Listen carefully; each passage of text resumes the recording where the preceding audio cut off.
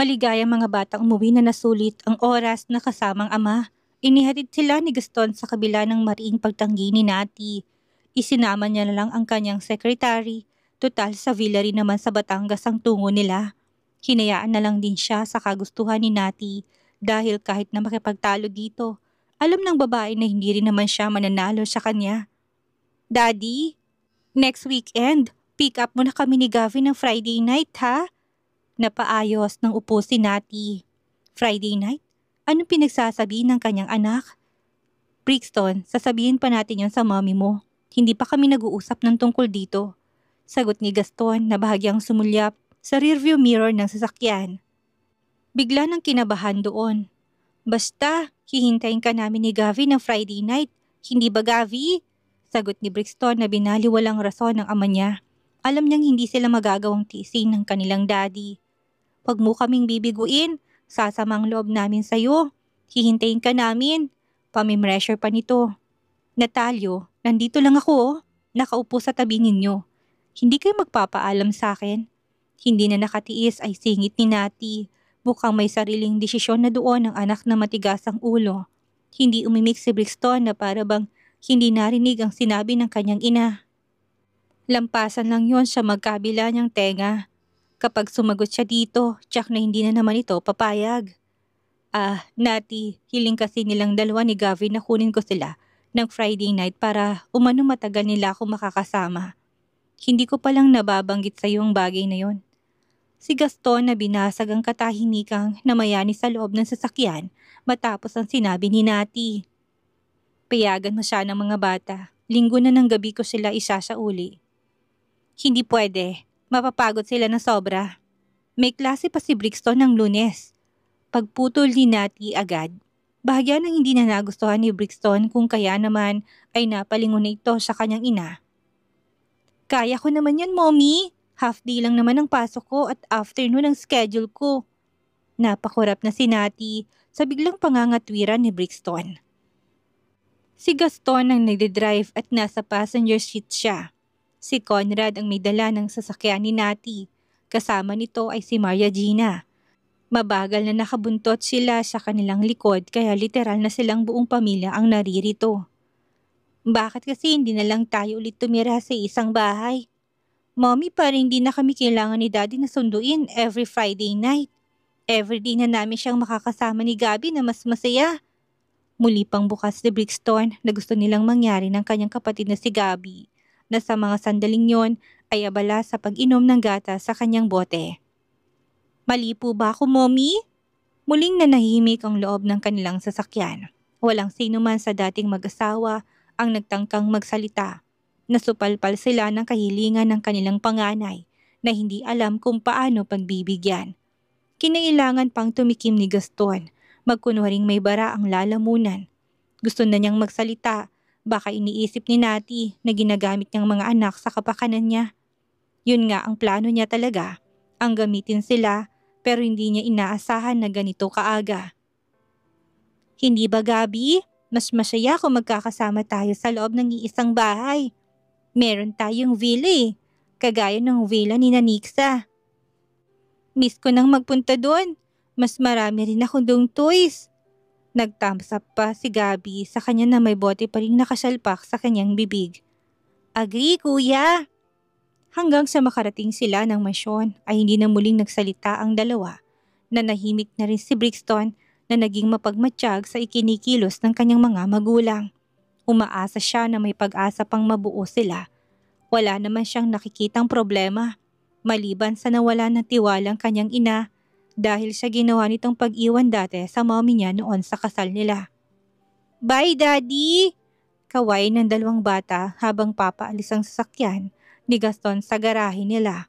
Pinagbigyan ni Nati ang hiling ni Gaston at ng mga anak na Friday night ay susunduin sila ng ama upang makasama. Kada susunduin ni Gaston ng mga anak, hindi niya nakikita ang anino ni Nati na hindi niya alam kung iniiwasan ba siya nito o palaging nagkakataon na wala talaga ito. Ilang weekend ang lumipas na ganun ang setup nila. Kada weekdays ay palaging nakakausap ni Gaston ang mga anak through video calls. Hindi na ba nabanggit ng mga bata Ang tungkol sa ina, kada kasama siya. Hindi na rin niya iyon binubuksan pa para hindi malungkot ang mga ito. Next weekend, hindi ko kayo masusundo. May event na pupuntahan ng daddy. Ang sad naman, daddy. Si Brixton na bumagsak na kaagad ang magkabilang balikat sa narinig. Babawi na lang ako sa inyo, saka aakyatin ako ng Baguio. Hindi naman siya kayo papayagan ng mommy niyo doon dahil masyadong malayo. Isa pa, buong linggo ako doon mamamalagi. Bakit hindi papayag? Kung isama na lang natin si mommy, daddy? Mas lalong imposible yung mangyari, Brixton. Pagbaba ko, papasalubungan ko na lang kayo. Hindi na nagpumilit pa si Brixton. Alam niyang nagsasabi naman ng totoo ang kanyang ama. Okay, daddy? Naimbitahan si Gaston sa isang banquet. Iyon ang dahilan kung bakit hindi niya magawang sunduin ang mga anak. Hindi naman niya matanggihan dahil si Paloma ang nag-send ng invitation. Bagamat matagal ng panahon nang huli silang nakita, nanatili silang magkaibigan. Oh, hindi kayo sinundo? Bungad ni Nati pag-uwi ng mansyon at nakita niyang naroon ang mga anak. Bago sa paningin niya ang hapon na Friday na yon. Nasanay siyang hindi na inaabot ang mga anak dahil nasundo na sila ni Gaston. Ano nangyari at nandito pa kayo?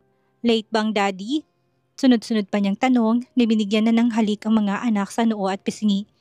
Hindi niya kami susunduin ngayon, mommy. Next week na raw. Sagot ni Brixton na abala sa kanyang toy cars. Hindi naman ito malungkot kaya batid ni Nati maayos ang paalam ni Gaston sa kanila. May pupuntahan si daddy at hindi niya kami pwedeng isama kung saan man yun. Tumangu-tango lang si Nati. Hindi naman siya galit. Nagtataka lang sa desisyon ng dating asawa. Next week na lang ulit.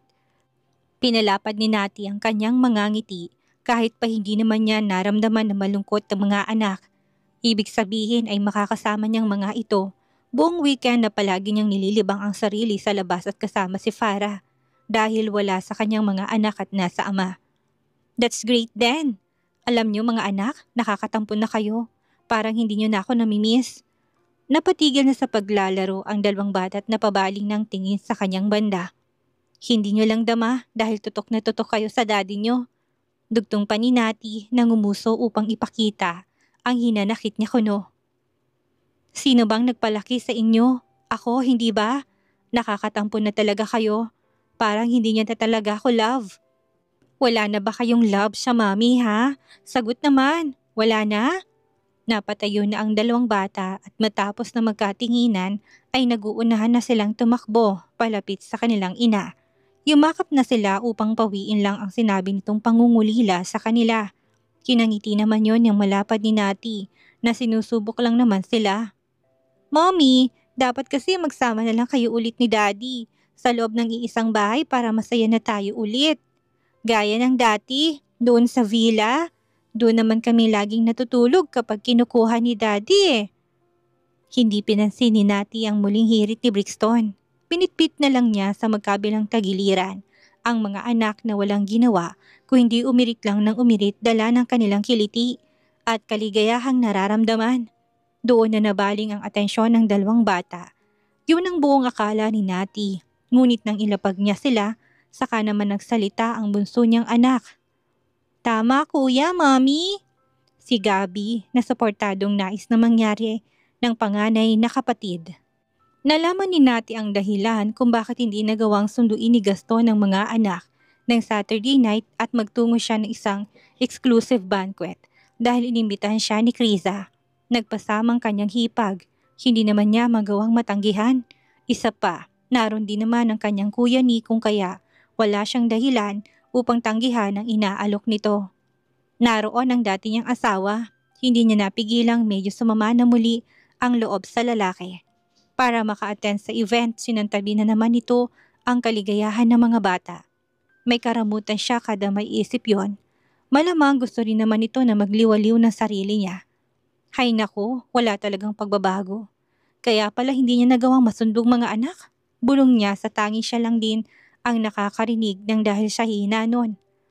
Ang babaw kasi, alam niyang kailangan din naman ni Gaston ang makisalamuha pero hindi naman ito kailangang magsinungaling sa mga anak na may ibang gagawin bukod sa banquet. O sinabi niya sa mga anak na may event? Hindi niya lang alam. Hindi dapat siya maging one-sided. In-invite din pala dito si Tito. Si Krisa na nilakasan ang boses upang marinig ng hipag ng buong akala niya ay hindi pa nakikita ang bulto ng tiyuhin niya. Akala ko hindi siya pupunta. Naroon silang dalawa ni Nick at kahit na alam niyang papunta ang tiyuhin, kinailangan niya pang sabihin yun ng malakas. Kapuna-puna ang hubog ng katawan ni Nati ng gabing iyon. The long black dress, the luxurious lace covered her beautiful body. Her hair was tied up. She wore a pair of pearl earrings and a priceless diamond bracelet on her waist. Panayang bati sa mga kakilala niya gamit ang kiyemeng mga ngiti. Alam niyang pinaparinggan siya ni Krisa. Hindi niya yun pinansin. Kunwari wala siyang narinig at hinarap ng iba niyang mga kakilala na naroon din sa event. Sa bagay dating kaibigan nga pala siya ni Paloma. Hindi inalis ni Nati ang paningin niya sa bulto ng dating asawa na may hawak na baso ng alak nang makalayo ng mag-asawang Krisa at Nick dahil may nakita na kakilala nila. Naiwan si Nati sa sulok na walang planong magpahantad sa ibang mga bisitang naroroon. Sigurado siya na props lang ni Gaston ang hawak nitong baso upang maramdaman na bilong siya sa naturang event. Hindi naman ito isinaalang-alang ang kanyang kalustugan kung alam niyang makakasama yon na batid niyang ipinagbabawal ng doktor sa kanya. Nanigas pa si Nati sa kanyang kinatatayuan nang makitang humakbang ito papalapis sa kanyang kinatatayuan na para bang nakita na siya. Ngunit agad din naman itong natigilan nang harangin siya ni Paloma. Mabuti naman at nagawa mong makarating, Mr. Barcelo. Si Paloma na halos sumabot ng ngisi sa tenga. Nagawa pa nitong magbeso at bahagyang yumakap kay Gaston. It's been a while. Akala ko hindi mo na magagawang magpunta dahil sinabi ni Conrad na sobrang busy ka. Ngumiti lang at tumango si Gaston kay Paloma. Sa tagal nilang hindi nagkita, medyo awkward na para sa kanya ang makausap ito ng ganun kalapit. Ganun pa man nagawa niyang dalahin ng kanilang usapan na kadalasan naman ay pangangamusta lang sa buhay-buhay ni Gaston. Nilapitan mo na? Nakita ko nandito siya. Makahulugan itong sambit na si Nati ang sinasabi. Hindi lingid sa kanyang kaalaman na low-key siya nitong siniship sa dati niyang asawa. Lalapitan ko pa lang. O siya, sige, good luck. Sana bago matapos ang gabing ito magkausap na kayo ng maayos. Thank you, Paloma. Sige na, maiwan na kita. Bahagyang tapik pa nito sa kanyang isang balikat bilang paalam niya. Hinanap ng kanyang mga mata si Nati na hindi na niya magawang makita. Wala na ito sa naging pwesto niya kanina. Nagpalinga-linga pa si Gaston ngunit nanatiling bigo siyang mahanap ito. Sa sobrang pressure ni Gaston ay kumuha siya ng wine glass na merong laman. Bago pa umabot yon sa kanyang bibig upang inumin ang laman, ay may nagbawal na kumuha nito sa kamay niya. Tito, alam mo namang bawal ang alak sa'yo. Alagaan mo naman ang sarili mo. Krisa, gusto mo bang bumalik ang sakit mo? Gusto mong mawalan ka na naman ng ilang taon? Tinitikman ko lang naman. Diyan nagsisimula yun sa patikim-tikim, ani Krisa, na sinimula ng inumin ang alak. Lumabas si Nati, mukhang may kausap sa cellphone kung siyang hinahanap mo. Napaawang ng bibig ni Gaston na tila babahagyang nakahinga ng maluwag. Sige na, Tito, sundan mo na siya. Pwede kayong mag-usap na dalawa doon sa labas. Nahi-hypnotismong napasunod ni Krisa ang tiyuhin. Paglabas niya ay patapos na si Nati sa kanyang kausap. Mula yon sa kanyang ina na nagsasabing masama ang pakiramdam ni Gavi. Uuwi na ako dyan. Tumawag na ba kayo ng doktor? Oo, kaso ikaw ang tinatawag nitong anak mo. Umuwi ka na at ayaw niyang tumigil sa pag-iyak. Alright ma'am, uuwi na ako. Umikot na si Nati. Desidido ng lisanin ng event na yon na matigilan siya dahil nakita niyang naroon si Gaston. Ang buong akala niya ay mag-isa lang siya doon kanina. Nasundan pala siya. Sino sa mga anak natin ang may sakit? Si Gavi. Uwi ka na? Oo, pupuntahan ko siya dahil iyak daw ng iyak sabi ni Mommy at hinahanap ako. Sasama ako. Ilang segundo siyang pinagmasdan ni Nati sa mukha. Tinitingnan kung desidido sa sinabi niya. Okay. Magkasunod nilang nilisan ang venue ng event na yon na puno ng pag-aalala ang kanilang puso. Hindi nila nagawa pang magpaalam sa punong abala ng event. Hindi na rin bumalik pa sa loob si Gaston o maging si Nati upang magpaalam dahil sa taranta nilang nararamdaman. Ang tanging tumatakbo lang sa kanilang isipan ng mga sandaling iyon ay ang makauwi na sa mansyon ng mga Bentacourt at makita ang kalagayan ng may sakit nilang anak. Si Gaston ang nagpresentang magmaneho ng sasakyan na pinagbigyan naman ni Nati. Habang paalis ng venue ay minabuting tawagan pa rin ni Nati ang hipag upang hindi siya nito hanapin mamaya. "Sino kasama mo? Ikaw lang ba? Bakit hindi mo sinabi sa akin?" Puno ng pag-aalalang tanong ni Krisa kahit na alam niyang maaring ang tiyuhin niyang kasama ng kanyang hipag. "Ang tito mo." "Oh, nagkita kayo? Okay, sige. At least alam ko na safe kang makakauwi ng mansyon. Ingat kayo." Pagkababa ng tawag ay muling nilamon sila ng nakakabinging katahimikan sa loob ng sasakyan. Yung tipong parang hindi na sila sanay na may iwan sa loob ng isang lugar ng sila lang dalawa. "Dapat hindi ka na sumama, mukhang ngayon ka lang naka-attend ulit ng event." Pagsasatinig ni Nati upang meron man lang silang pag-usapan. Ayaw naman niyang sumbatan pang lalaki nang tungkol sa hindi nito pagsundo sa mga anak gaya ng nakaugalian nito. "Kaya kung ako lang, hindi naman mahalaga sa akin ang event. Priority ko pa rin ang mga anak natin, Nati. Lalo na ngayon na may sakit si Gabi.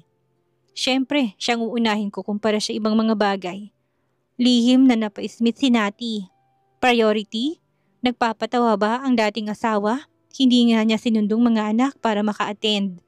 Binobola ba siya nito kahit naharap-harapan siyang niloloko? Hay naku Gaston, wala ka talagang pagbabago. Nati, kung galit ka sa akin dahil kay Paloma, wala akong sinasabi patungkol sa kanya. Huwag kang gumawa ng issue. Tahimik lang ako. Mabilis na pagpuputol ni Nati sa kanyang sasabihin dahil ang labas siya na naman ang may issue. "Mukha kang galit eh." "Mukha lang pero hindi ako galit. Wala akong karapatang magalit. Sana hindi ka nalang sumama eh." Hindi na nagsalita pa si Gaston upang hindi na masuluyang magalit ang dati niyang asawa. Pagdating nila ng mansyon, inadat na nilang mag-asawang Bentacourt. Karga ni Galier ang apo habang sinasayaw-sayaw. May hawak naman si Mrs. Bentacourt na milk bottle ni Gavi doon. Nang makitang mag-asawang pagdating ni Gaston at Nati, na bihis at halos magbuhol ang kilay nila. Agad ni Galier na inabot kay Gaston si Gabi na yumakap naman sa leeg ng ama. "May lagnat ang anak ninyo at nakuha niyo pa talagang pumarting dalawa? Ano ba naman kayo?" "Dad, anong valid reason? Hinayaan yung anak ninyo na magkaganyan tapos nagsasaya kayo." Bago pa muling makapagsalita si Nati, ay pamarcha na silang iniwan ng mga magulang, natapos na ibigay ang milk bottle sa kanya. Marahang hinagod naman ni Gaston ang ulo ni Gabi nang makitang ama ay nagawa pang ngumiti. Mataas ang temperature nito, damayo ni Gaston. Mukhang sinat at paumpisa pa lang ang lagnat ng anak kung kaya naman hindi gaanong mainit. "Ano bang nakain mo't sumama ang pakiramdam mo ha, anak? Sanang masakit? Sabihin mo kay Daddy." Panunuyo na ni Gaston gamit ang mababang tono ng kanyang boses. "Ano, sige na." "I miss you, Daddy." Napakurap na ang kanyang mga mata si Gaston. Kaya ba nilagnat ang anak dahil miss siya nito? "Alright, gagaling ka na dahil nandito ng Daddy. Nasaan ang kuya?" "I'm here, Daddy!" Hiyaw ni Brixton na nagmamadali ng bumaba ng hagdan na hindi sukat akalain na darating pa lang kanilang ama. Akala niya umakyat ito ng Baguio. "Pumunta ka dito?" Yumakap na kagad ang anak na panganay sa binti niya matapos na tumakbo patungo sa kanya. Ni hindi ito nagdemand na kalungin niya dahil alam nito na may sakit ang bunso niyang kapatid at itong priority ng lahat kung kaya naman hindi siya mang-agaw ng atensyon ng kanilang ama. "Magbihis ka na, Nati. Ako na munang bahala sa kanila ngayon." Sinunod naman siya ni Nati na tumangulang at kapag daka ay pumanhik na. Nang mawala sa paningin nilang babae ay naupo si Gaston sa sofa. Karga pa rin niya si Gavi. Sumunod sa kanya si Brixton na pilit dinidikit ang katawan sa kanyang tagiliran. Hindi man ito sabihin sa ama, nais niya rin sanang magpakarga. Yun nga lang ay sinasaalang-alang niya ang may sakit na si Gabi. "Bakit gising ka pa? Hindi ka ba makatulog dahil sa pag-aalala kay Gabi?" Marahang tumango si Brixton na sinilyapan ng kapatid na pikit na ang mga mata. "Daddy, may date ba kayo ni Mommy? Kaya hindi mo kami sinundo kanina dahil sa date ninyo?" Mahinang natawa si Gaston sa katanungan ng anak. Sa bagay nga naman, sabay silang dumating doon at pareho rin na bihis na bihis. Malamang iisipin talaga ni Brixton ng ibang bagay. Kung may date kayo ni Mommy, hindi naman kami magagalit ni Gabi eh. Sa susunod, huwag ka na magsabi ng ibang dahilan kung hindi mo kami masusundo. Sabihin mo na lang sa amin ng tunay. Sa halip na sagutin ng anak ay ginulo na lang ni Gaston ang buhok ni Brixton. Yun ang tagpong naabutan ni Nati na mabilis nang nagbihis upang makababa agad at mapuntahan ang mag-aama. May lagnat pa ba si Gabi? Mukhang wala na, parang nagdahilan lang. Mommy, pwede bang dito matulog si Daddy? Tabi kami ngayong gabi. Request ni Brixton yon. Sabay na napatingin si Gaston at Nati sa panganay nilang anak na naghihintay ng kasagutan. Please, Mommy, pumayag ka na. Gabing-gabi na, papaalisin pa ba natin si Daddy ngayon? Sa huli ay napilitang pumayag si Nati. Sa kabilang silid na tulog si Brixton dahil may lagnat si Gabi. Ayaw niyang mahawa ito kung sakali man na may ibang dahilan ang lagnat ng kanyang bunso. Salamat, Nati. Si Gaston ang patungo na sa silid ng kanilang panganay. Tumangulang naman si Nati na muling sinalatang noon ni Gabi nang bumaba ng lagnat. Hindi na kailangan pang tumawag ng doktor. Natawa pa si Nati na parang nagdahilan nga lang ang anak upang umuwi sila ni Gaston ng misyon at makasama nilang kanilang ama. Hindi naglaon ay nakatulog na rin si Gabi. Sa silid ni Brixton ay parang lintang nakayakap naman ito sa ama. Daddy, sana magbati na kayo ni Mommy at bumalik na kayo sa dati para sama-sama na tayo ulit sa loob ng iisang bahay. Promise, behave lang kami palagi ni Gabi. Hindi kami magiging makulit. Ginulo ni Gaston ang buhok ng anak na nakahiga sa kanyang isang braso. Huwag kang mag-alala, Brixton. Kakausapin ko ulit ang Mommy. Malay natin, pagbigyan niya na tayo, hindi ba? Puno ng positibong sagot ni Gaston na mas niyakap ang anak sa mga bisig niya.